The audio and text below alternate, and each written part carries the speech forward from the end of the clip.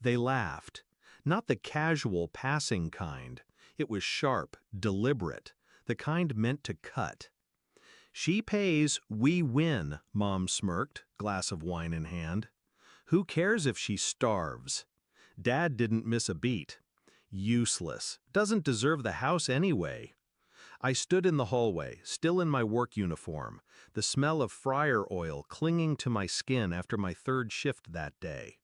The mortgage I'd been breaking my body to pay was no longer mine. The papers were already signed. They'd transferred the deed to my sister as a gift. My contribution just erased, like I'd never bled for it. I didn't step into the room, didn't give them the satisfaction of seeing my face break. I just walked upstairs. Quiet. Because quiet meant they had no idea what was coming. Back then, I thought family was a promise. I was wrong. When the mortgage first came up, they'd told me, "It's all of ours, we just need help keeping it." I was fresh out of college, saddled with debt, but I said yes, because they were my parents, because that house had been the backdrop of my childhood. Birthdays, burnt Thanksgiving turkeys, the dent in the hallway from when my sister and I played tag indoors.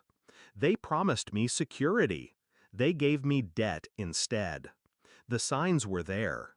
The smirks when I mentioned my double shifts. The sudden hush when I walked into a room. The way my sister stopped pretending to be broke. New phone, new clothes, weekend trips. I wanted to believe it was coincidence, until I saw the document. It was on Dad's desk, half covered by a pile of unopened mail. The title deed. My sister's name printed clean and bold where mine should have been. I didn't touch it. I didn't confront them. I just took a photo. That night, I didn't cry. I opened my laptop. Revenge wasn't going to be a scene. It was going to be a sequence. And I would play it so slowly, so precisely, they wouldn't even see the hook until it was already in their throats. Step 1. The accounts. Over the years, I'd taken over most of the household bills to make it easier for them. That meant I had access. Bank logins, utility accounts, insurance policies. I moved everything to paper statements. Then I stopped autopay on anything in my name. They wouldn't feel it at first, but the quiet damage had begun. Step 2. The mortgage history. I pulled every receipt, every transfer, every confirmation email showing my payments for the last 7 years. I had proof that I'd carried the weight, that I wasn't just some tenant. I sent them to my lawyer, the one they didn't know I had. Step 3. The sister. She was enrolled in a private grad program, paid for, in part, by family funds. Funds that, thanks to my overpayment on the mortgage, technically included my money. I called the bursar's office pretending to be her assistant and confirmed the payment schedule. Then I called the bank and quietly shut down the shared account where those tuition payments came from. Deadline to pay? 3 weeks. I marked my calendar. 3 weeks later, it began. First came the letters, late notices for utilities, insurance, and the car Dad liked to brag about. Then the emails from the school. My sister's enrollment was at risk due to payment failure. Then my lawyer sent the formal letter to my parents, a demand for repayment of my contributions or I'd be filing for fraud and unjust enrichment. The morning it all hit, my phone lit up before sunrise. Mom.